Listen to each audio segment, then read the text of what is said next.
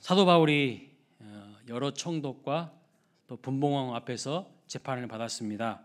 벨리스 총독, 또 베스도 총독, 그리고 아그리빠 왕 앞에서 재판을 받았죠. 그때마다 바울은 죽음을 이기시고 부활하신 예수 그리스도를 전했습니다. 부활하신 예수님 만나서 자신이 변화된 이야기를 한 거예요. 그리고 자신은 로마의 시민권자이기 때문에 로마의 황제 앞에서 나는 재판을 받겠습니다 라고 상소를 합니다. 바울이 이렇게 로마에까지 가려고 했던 이유가 무엇일까요?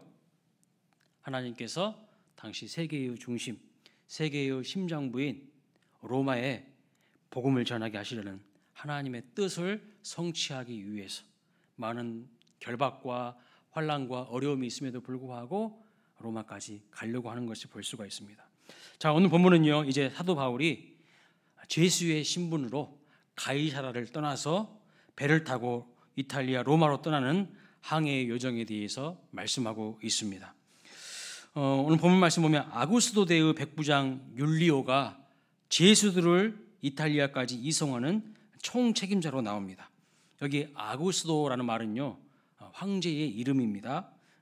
황제의 이름이니까 2절에 보면 바울과 함께 동행했던 사람이 또 특별히 등장하는데 누굽니까? 바울과 함께 동행했던 사람이 마게도냐의 데살로니가 사람 아리스다고라고 말씀하고 있어요. 이 아리스다고에 대해서 좀 살펴보겠습니다. 사도행전 19장 29절 말씀 한번 볼까요? 같이 읽어보겠습니다. 온 시내가 요란하여 바울과 같이 다니는 마게도냐 사람 가이오와 아리스다고를 붙들어 일제히 연극장으로 달려 들어가는지라. 사도 바울이 에베소에서 복음을 전했을 때에 많은 사람들이요 폭동을 일으켰어요. 많은 사람들이 폭동을 일으켰습니다. 그래서 바울과 함께 동행했던 오늘 가이오와 이 아리스다고에게 폭력을 행사합니다. 폭력을 행사해요. 바울은 다행히 에베소에서 크게 다치지는 않았지만 아마 이 가이오와 아리스다고는 크게 폭행을 당한 것으로 나옵니다. 또 사도행전 20장 4절 말씀 볼까요? 또 읽어보겠습니다. 아시아까지 함께 가는 자는 베레아 사람 브로의 아들 소바더와 데살로니가 사람 아리스다고와 세군도와 더베 사람 가이오와 및 디모데와 아시아 사람 두기고와 드로비모라. 자, 여기 보면 아시아까지 함께 동행한 사람들 명단 가운데 누가 나옵니까? 아리스다고가 나와요. 여기에도 보면 아리스다고가 바울과 함께 동행한 것을 볼 수가 있습니다. 여러분, 아리스다고가 어느 지역 출신이라고 말씀하고 있습니까? 마게도냐 지방의 데살로니가 사람입니다. 자, 여러분 기억나십니까? 데살로니가에서 사도 바울이 복음을 전했는데 그 지역에서 큰 소요가 일어났어요. 사도 바울을 엄청 힘들게 했습니다. 그래서 급하게 사도 바울이 거기서 복음을 오랫동안 전하지 못하고 피신을 하죠. 배를 타고요 급하게 몸을 피해서 베레아라는 지역으로 피신을 하는 것을 볼 수가 있어요. 그런데 그 데살로니가에서 예수 그리스도를 전했을 때에 믿고 회심하여 인생이 바뀐 사람이 바로 아리스다고였을 것이라고 많은 학자들이 추정을 하고 있습니다. 데살로니가에서 서요가 일어날 정도로 복음에 대해서 적대적이었어요. 반응이 좋지 않았고요. 사도 바울이 참 위험한 지경에 있었지만 그 가운데서도 아리스다고라는 훌륭한 동역자를 얻게 되는 열매가 있었던 것을 알 수가 있습니다. 또 골로새서 4장 10절 말씀을 볼까요? 읽어보겠습니다. 나와 함께 갇힌 아리스다고와 바나바의 생질 마가와 이 마가에 대하여 너희가 명을 받았음에 그가 이르거든 영접하라 그랬습니다. 자, 여기 보면 나와 함께 갇혔다라고 표현하고 있어요. 뭘 의미하는 걸까요?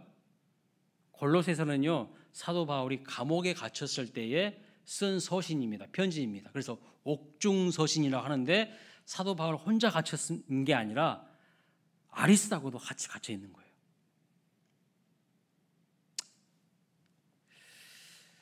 그래서 이 아리스다고의 별명이 있는데 무엇이냐면 함께하는 자라는 별명입니다. 함께하는 자. 언제 함께했나요? 언제? 지금 계속 우리가 말씀을 보면서 아리스도고가 사도 바울과 계속 함께 했던 것을 구절들을 보면서 살펴보았잖아요. 언제 함께 했습니까? 편하고 좋을 때가 아니에요. 항상 힘들고 어려울 때 바울 곁에서 함께 동행했던 사람이 바로 아리스다고인 것을 알 수가 있습니다. 이런 사실을 보면 사도 바울 혼자서 위대한 복음 사역을 감당한 것이 결코 아니라는 것을 알 수 있죠.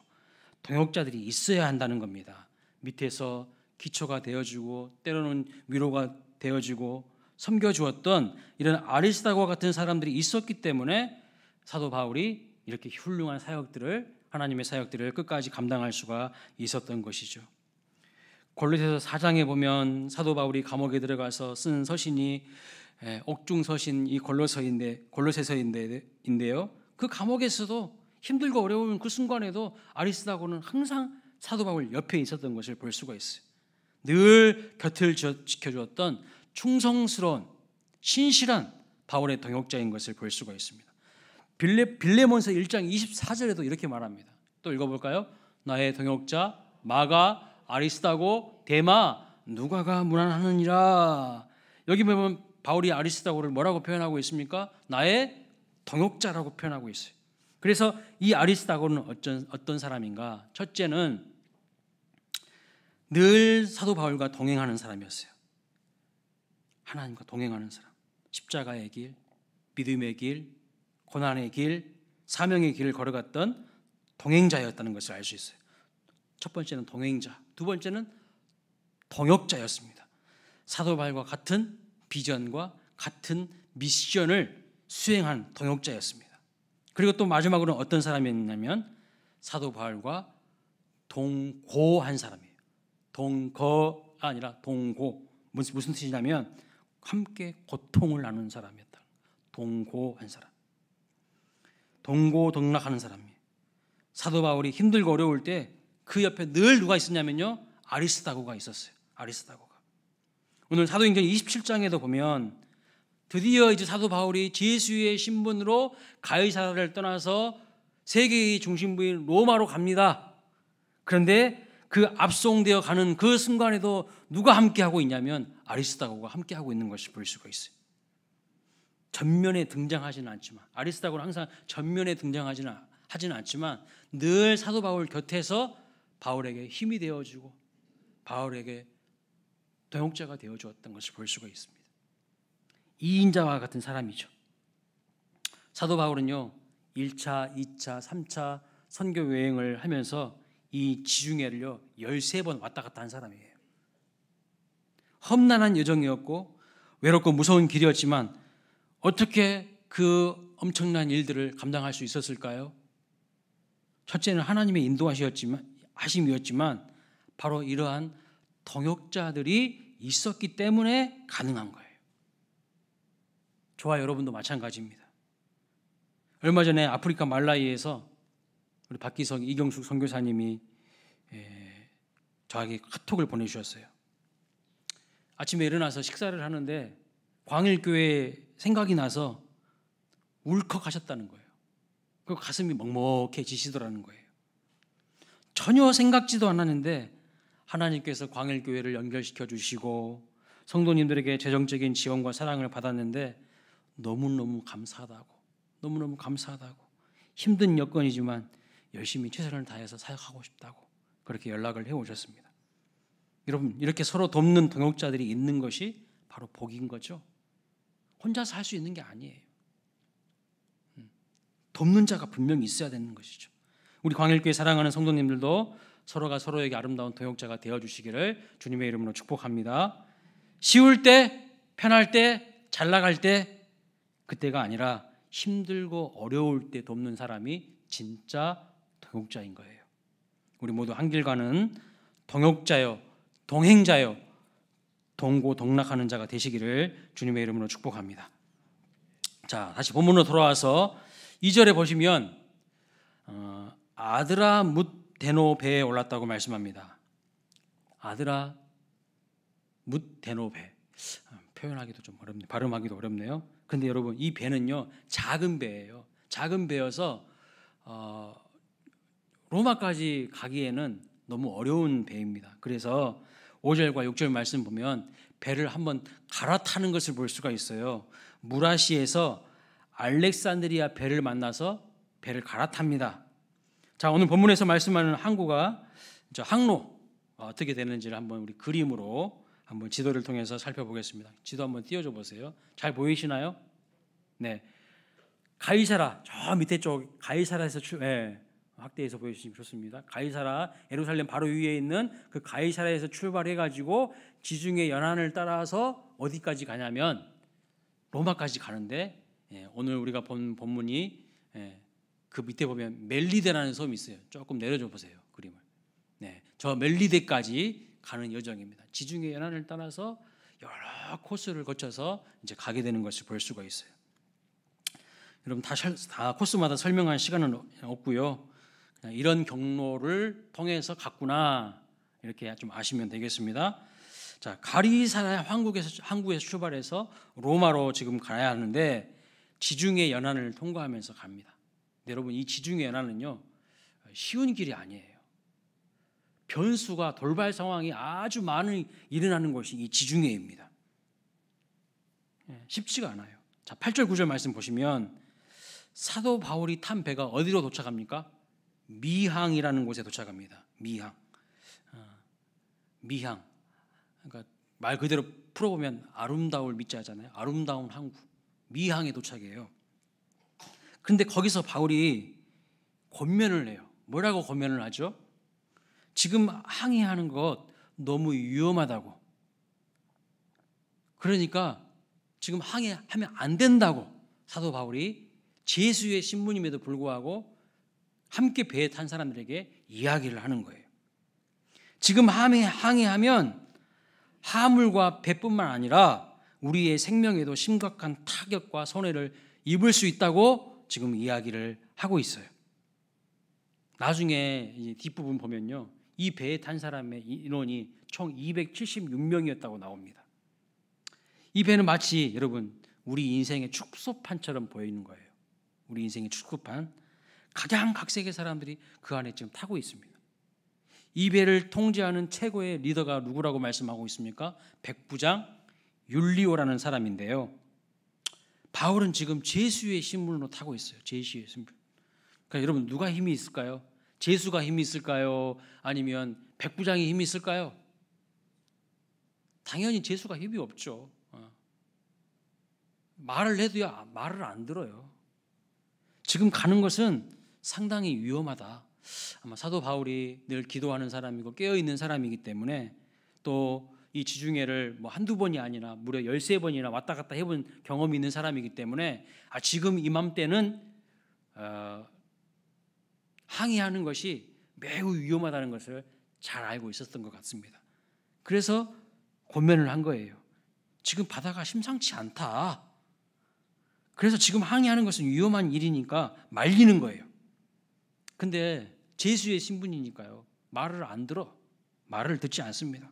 11절 말씀 보면 백부장이 선장과 선주의 말을 바울의 말보다 더 믿었다고 이렇게 말씀하고 있어요. 여러분 선장과 선주는 누굽니까? 한마디로 말하면 상인이에요. 상인. 이 사람들은 시간이 곧 돈이거든요. 시간이 곧 돈이에요. 항구에서 하염없이 뭐 보름을 더 지내고 한 달을 더 지낼 수가 없어요. 기다리는 것만큼, 항구에 그냥 머물고 있는 것만큼 경비가 많이 들어갑니다. 경제적인 손실이 커요. 그러니까 바울의 말보다는 배 안에 다른 사람들의 여론을 따라가는 거예요. 바울의 말은요, 귓등으로도 듣지 않습니다. 자, 이 배 안에서 진행되고 있는 모습이 우리가 보는 세상의 정확한 모습이고 그림이에요. 여러분 이 배가 지금 무슨 논리로 항해를 밀어붙이고 있나요? 경제 논리로 항해를 밀어붙이고 있어요. 경제 논리로. 그리고 여론의 힘에 의해서 항해하는 것을 볼 수가 있습니다. 여론의 힘에 의해서. 여론의 힘이라는 것은요, 선장과 선주가 그동안 배를 많이 항해해 본 전문가라는 것이죠. 전문가의 입에서 나오는 말이 여론이 되어서 움직이는 거예요. 전문가가 힘을 가진 존재 아닙니까? 그래서 이 배는 지금 어떻게 항해를 하고 있냐면 경제 논리와 힘의 논리와 여론의 논리가 더해져 가지고 지금 움직이고 있는 것이 볼 수 있어요. 이 배가 뭐라고요? 이 배가 꼭 사람들의 인생을 보여주는 것 같아요. 우리의 인생을 보여주는 것 같아요. 여러분의 인생은 어떤 논리로 움직이고 있습니까? 경제 논리로? 힘의 논리로? 여론의 논리로 움직이고 있지는 않습니까? 그 결과가 어떻게 되는지 보십시오. 13절 말씀 보세요. 이렇게 결정을 내렸는데 때마침 남풍이 순하게 불고 있어요. 이렇게 결정을 내렸는데 순풍까지 딱 불어주는 거야. 와, 그래서 그들의 뜻이 이루어지는 것으로 생각했습니다. 그래, 탁월한 선택을 한 것이지, 탁월한 결정을 한 것이지. 순풍까지 불어주는 거 보면서 무슨 생각이 있을까요? 그래, 우리가 최고의 선택을 한 거야. 바울이 잘 알지도 못하면서 엉뚱한 소리를 했다고 생각했을 것입니다. 바울이 괜히 엉뚱한 소리를 내서 불편하게 항구에 머물러 있었으면 돈 날리고 시간 날리고 다 날릴 뻔했네. 재수 주제에 뭘 한다고 쓸데없는 소리를 내서 분란을 일으키고 말이야. 우리 말이 맞잖아. 이렇게 말하지 않았을까요? 저는 안 봐도 딱 비디오인데 분명히 그렇게 말했을 거예요. 그런데 14절 말씀 보십시오. 무슨 일이 일어납니까? 얼마 안 돼요. 유라굴로 강풍이 크게 일어나게 됩니다. 여러분, 유라굴로라는 것은 태풍의 이름이 아니고 북동풍에 소용돌이치는 강한 회오리 바람을 일으켜서 유라굴로라고 합니다. 13절 말씀에는 분명히 남풍이 순하게 불매 그랬는데 갑자기 바람이 북동풍으로 바뀌어버려요. 그리고 강한 회오리 바람까지 일어나면서 배가요 난파되는 것을 볼 수가 있어요. 이 유라굴로 강풍을 만난 배의 모습을 어떻게 묘사하고 있습니까? 15절 말씀 보면 배가 밀려 쫓겨가다 이렇게 말씀하고 있어요. 배가 밀려 계속 쫓겨가요. 17절에도 보시면 그냥 쫓겨가더니 그렇게 표현하고 있어요. 강풍에 의해서요 계속 쫓겨가는 거예요. 그냥 이게 지금 뭘 보여주는 것일까요? 하나님의 말씀을 떠나서 살아가는 우리 인생의 축소판이에요. 하나님의 말씀 무시하고 경제의 논리로, 힘의 논리로, 여론의 논리로 자기들 마음대로 판단하면서 선택했을 때에 쫓겨가는 인생이 되는 거예요. 이 배가 항해하는 원동력은요 하나님의 뜻이 아니었어요. 경제 논리였어요. 여론과 힘의 논리에 밀려서 강행을 했는데 결국 유라굴로 광풍을 만나고 그 광풍 앞에 배는 다 깨지고 난파되고 말았습니다. 쫓겨가다가 아무것도 남지 않는 허무한 인생, 헛수고한 인생 아닙니까? 여러분 시편 1편에 뭐라고 말씀하고 있죠? 복 있는 사람과 악인을 딱 비교하고 대조하고 있잖아요. 복 있는 사람은 하나님의 말씀을 주야로 묵상하고 그 하나님께 믿음의 뿌리를 견고하게 내린 사람이라고, 시냇가에 심겨진 나무처럼 하나님께 뿌리 내린 사람이라고, 그 사람이 복 있는 사람이라고 말씀하고 있는 반면에 악인은 뭐라고 말합니까? 바람에 나는 겨처럼 이리 갔다 저리 갔다 하다가 아무런 열매 맺지 못하는 인생이라고 분명히 말씀하고 있죠. 뿌리가 없고 말씀이 없으니까요 바람에 따라 날아가는 그냥 존재인 거죠. 바람이 뭡니까? 바람이 세상의 여론, 세상 사람들이 하는 말, 유행과 풍조, 세상의 논리 아닙니까? 그거 따라가다가 아무것도 남는 것이 없는 헛수고한 인생, 허무한 인생에 맞닥뜨리게 된다. 그것이 바로 악인들의 비참한 삶의 결과다. 이렇게 말씀하고 있는 거예요. 악인들은요 마침 바람에 떠밀려서 쫓겨가다가 그 인생 결과가 허무하게 된다는 것을 깨닫게 됩니다. 자기가 인생의 주인이 되어서 하나님 의지하지 않고 하나님 말씀을 의지하지 않고 주의 종이 하는 말 건성으로 듣고 결국은 깨지고 부서지는 인생 된다는 것을 말해주고 있는 거예요. 18절 19절 말씀 한번 같이 읽어볼까요? 시작. 우리가 풍랑으로 심히 애쓰다가 이튿날 사공들이 짐을 바다에 풀어버리고 사흘째 되는 날에 배의 기구를 그들의 손으로 내버리니라. 여러분, 이 사람들이 끝까지 붙들고 싶었던 것들이 무엇이었을까요? 그들의 인생 마지막까지 붙들기를 원했던 것이 무엇일까요? 이런 물건들 아닙니까? 이런 물건들 아니에요? 내가 지금까지 이것을 사느라, 이것을 소유하느라 뼈 빠지게 수고하고 생고생을 했는데 결국은요, 자기들의 손으로 그것을 버리게 됩니다. 이 미친 광풍 앞에서 목숨보다 이것들이 더 소중하지 않다는 것을 비로소 깨닫게 됩니다. 드러나게 되는 거예요. 이 사람들이 이것들을 소유하기 위해서 인생을 살아온 사람들입니다. 그러나 광풍 앞에서 어떻게 됩니다? 어떻게 됩니까? 이것들이 배에 있으면, 이것들이 내 인생 안에 있으면 이것 때문에 다 죽는다는 것 깨달은 거예요. 그래서 자기들 손으로 버리는 거예요. 아이러니죠. 얼마나 모순된 일들이 벌어지고 있습니까? 허무한 인생을 경험하게 되는 거예요. 나 지금까지 이것들을 얻으려고 뼈 빠지게 생고생하고 살았는데 광풍 딱 불어버리니까요, 이것을 버려야 된다, 이것을 버려야 내가 산다는 것을 딱 아는 거죠. 솔로몬이 인생을 살아보고 내린 결론이 뭡니까? 인생 허무하다는 거예요. 그래서 어떻게 살라는 것입니까? 염세주의에 빠져서, 허무주의에서 빠져서 살라고 합니까? 전도서를 시작하면서부터 헛되고 헛되니 모든 것이 헛되다고 5번이나 한 문장 안에서 반복하고 있는데, 그러면 염세주의와 허무주의에 빠져서 살라는 것입니까? 아니요. 하나님을 경외하면서 살아가는 인생만 결국에는 의미 있는 인생으로 남게 된다는 것을 말하고 있는 거예요. 그것이 인간의 본분이라고 전도서 12장에서 딱 결론을 내리고 있는 것이 볼 수가 있어요. 자, 이 배가 여러분 어떻게 됩니까? 다 깨지고 부서져 버려요. 하나님의 말씀을 떠난 인생들의 결과가 뭡니까? 다 깨지고 부서집니다. 헛수고한 인생들 되는 거예요. 처음에는 잘 나가는 것처럼 보여요. 다른 사람들보다 더 성공하는 것처럼 보여요. 그러나 얼마 가지 않습니다. 얼마 가지 않아요. 다 유라굴론 강풍 앞에서요, 허무함을 느낄 수밖에 없어요. 결국 어떻게 되냐면요, 수용할 수 있는 사람들은 이제 수용을 하고 그 배가 다 깨져서 그 널판지 붙잡고 276명이요 겨우 살아남아서 멜리데 섬, 아까 봤던 그 멜리데 섬에 도착하게 되는 것을 볼 수 있어요. 자, 20절 말씀 보면 이렇게 말합니다. 여러 날 동안 해도 별도 보이지 아니하고 큰 풍랑이 그대로 있음에 구원의 여망마저 없어졌더라. 살 소망이 없어진 거예요. 죽음의 그림자가 드리워진 것입니다. 이 정도 상황이 되면 배에 탄 사람들이 여러분 어떤 생각이 들었을까요? 정말 절체절명의 순간이죠. 최고의 지금 위기의 순간입니다. 여러분, 이런 상황에 여러분이 한번 직면했다고 생각해 보세요. 어떤 마음이 드실 것 같으세요? 열이면 열이요, 다 후회합니다.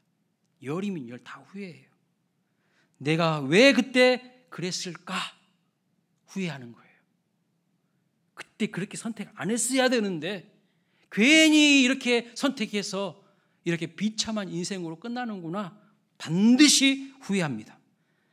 그때 바울의 말을 들을 걸 후회하게 돼요. 그런데 여러분, 사도 바울은 알았어요. 유라굴로 강풍이 분다고 할지라도 단 한 사람도, 한 명도 죽지 않을 거 알았어요. 그러면서 21절에 이렇게 이야기합니다. 같이 읽어볼까요? 여러 사람이 오래 먹지 못하였음에 바울이 가운데 서서 말하되 여러분이여 내 말을 듣고 그에 대해서 떠나지 아니하여 이 타격과 손상을 면하였더라면 좋을 뻔하였느니라. 이미 엎어진 물에 대해서 사도 바울이 한마디 하는 거예요. 무슨 뜻입니까? 내 말 듣고 그냥 미항에 머물러 있었으면 이런 일 안 당하고 재정에도 아무런 손실이 없었을 텐데 안타깝다, 그렇게 이야기를 하고 있는 것을 볼 수가 있어요. 여러분, 여기까지만 이야기했다면 지금 불난집에 부채질을 하는 꼴이죠. 그렇지 않습니까? 지금 안 그래도 힘들고 어려운 상황인데 약 올리는 것밖에 안 되는 것 같아요. 그런데 바울이 이어서 이렇게 이야기합니다. 22절부터 25절입니다. 같이 한번 읽어볼까요? 시작. 내가 너희를 고난하노니 이제는 안심하라. 너희 중 아무도 생명에는 손상이 없겠고 배뿐이니라. 내가 속한 바 곧 내가 섬기는 하나님의 사자가 어젯밤에 내 곁에 서서 말하되 바울아 두려워하지 말라. 내가 가이사 앞에 서야 하겠고 또 하나님께서 너와 함께 항해하는 자를 다 내게 주셨다 하였으니 그러므로 여러분이여 안심하라. 나는 내게 말씀하신 그대로 되리라고 하나님을 믿노라. 아멘. 사도 바울이 놀라운 이야기를 하는 거예요. 이 풍랑 속에서도 바울은 뭘 본 겁니까? 이 풍랑 속에서도 하나님의 계획과 하나님의 뜻을 본 거예요. 사람들은 다 지쳐 있습니다. 지금 모든 사람들이 거의 초죽음 상태입니다.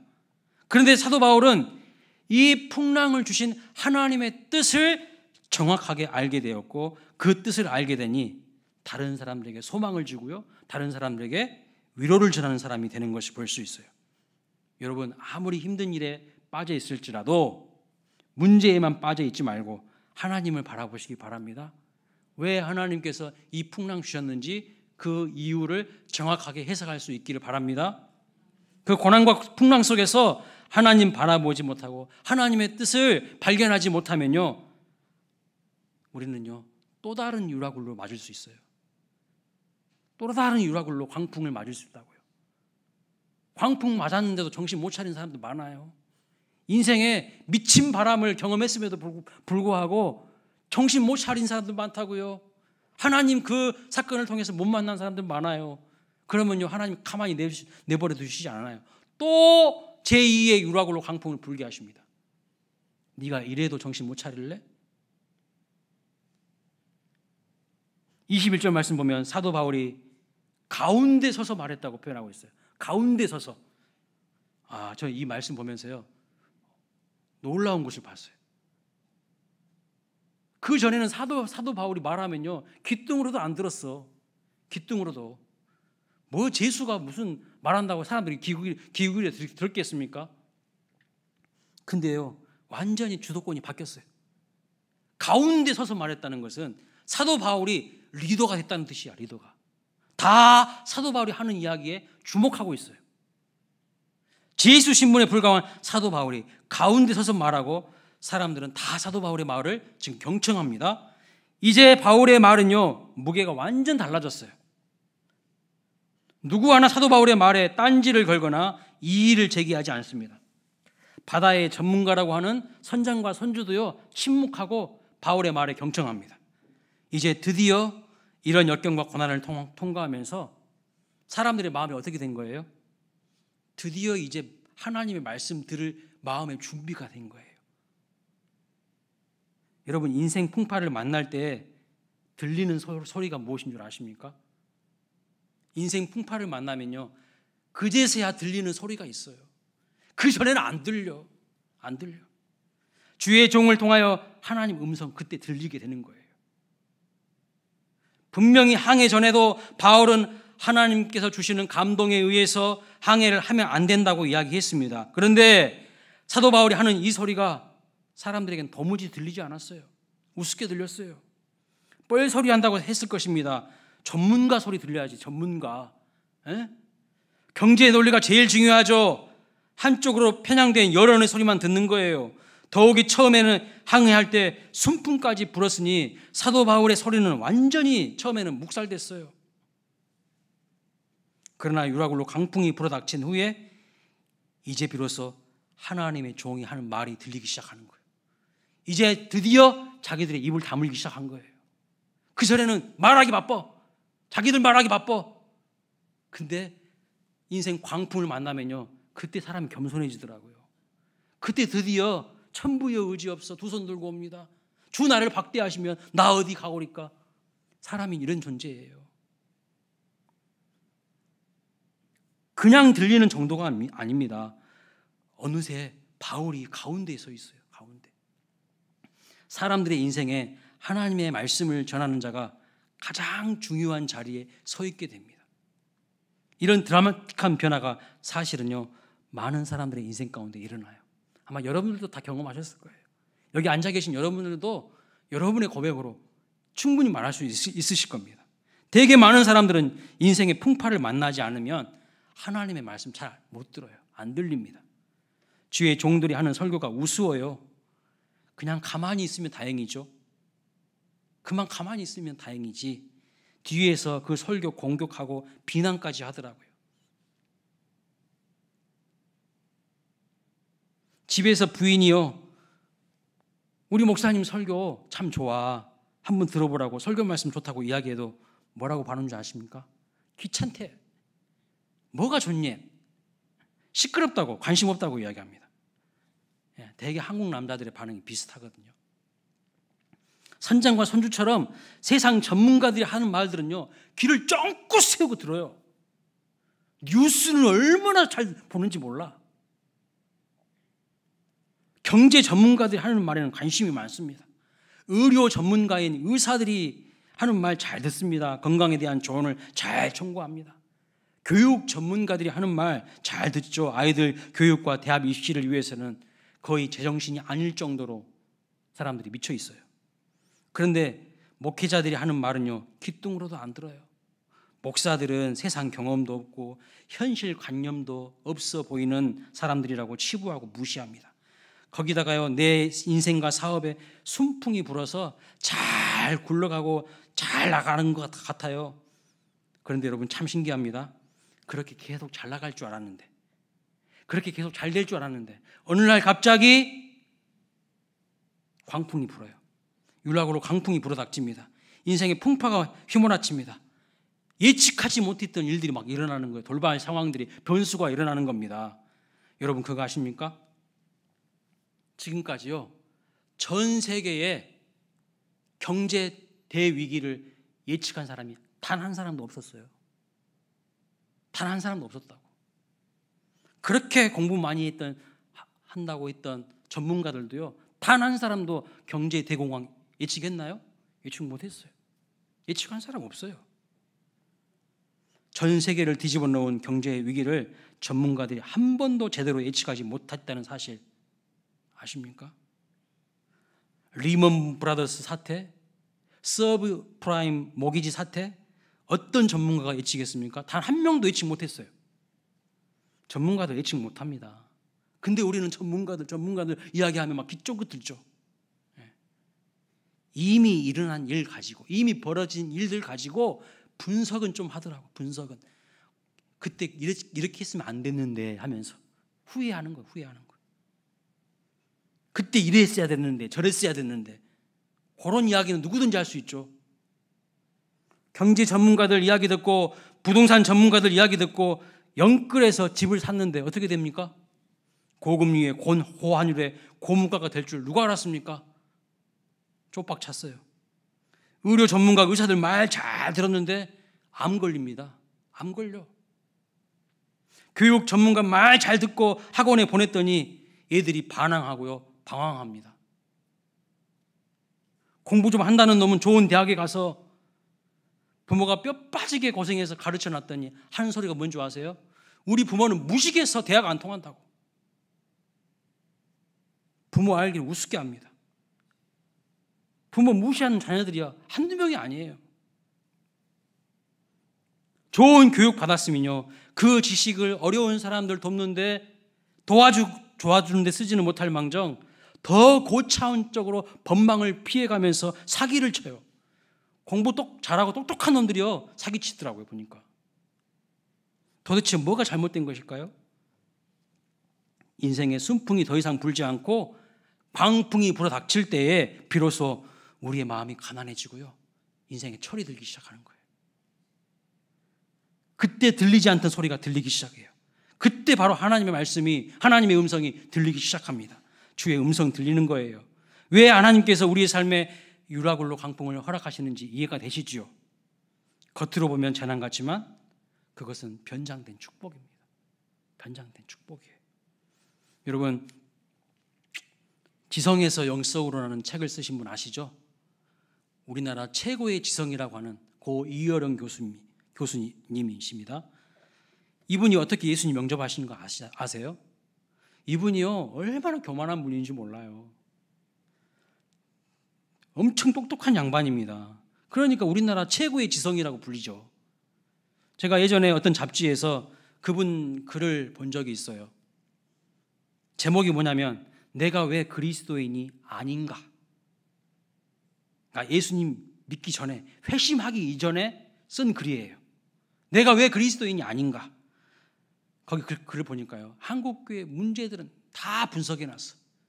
한국교회 문제점을 지적하면서 이런저런 이야기들을 다 적어놨어요. 주의 종들의 이야기 들리겠습니까? 안 들리는 거예요. 세상 불신자들이 보는 부정적인 관점으로만, 부정적인 렌즈로만 들이대니까 모든 것이 다 부정적으로 보이고 하나님 말씀 안 드리는 거예요. 오히려 하나님께 저항하는 거예요. 저항하는 거. 내가 그리스도인이 아닌 이유에 대해서 당당하게 밝힌다고 하면서 글을 적은 거예요. 우리나라 최고의 지성이라는 분이. 그런데 어느 날 갑자기 유라굴로 강풍이 그의 인생에 불어닥쳐요. 딸이 변호사인데 어느 날 눈이 실명을 해요. 눈이 안 보여. 눈은 뒤에 은혜로 회복을 하게 됩니다.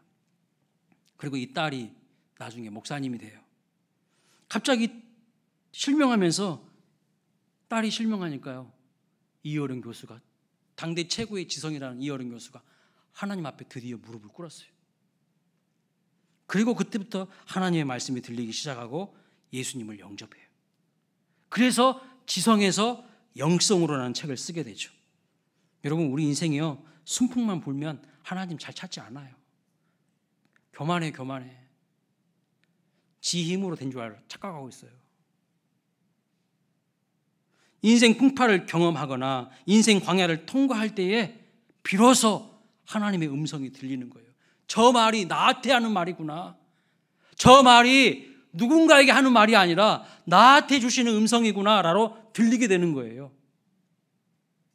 그래서 과거에 교부들 아시죠?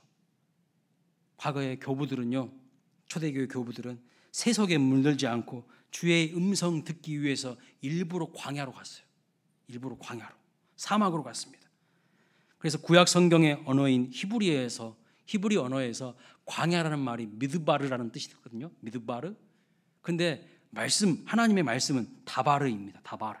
이 미드바르, 다바르가 같은 어원이에요. 광야에서 비로소 주의 음성, 하나님 말씀 듣게 된다는 뜻이에요. 여러분, 누가 비참한 인생을 사는 사람입니까? 지금 내가 주의 음성 듣지 못한 채 잘 살고 있다고 생각하는 사람이 비참한 인생 살고 있는 사람인 거예요. 내가 지금 세상적으로 잘 나가니까 하나님의 음성 듣지 못한 사람들, 하나님의 말씀 안 들리는 사람들, 가장 비참한 인생 살고 있는 사람이에요. 세상적으로 잘 나가고 있으니 그게 잘 사는 게 아닙니다. 결론은요, 보지 않아도 뻔해요. 어떻게 될지. 더 비참한 인생 어떤 사람일까요? 더 비참한 인생.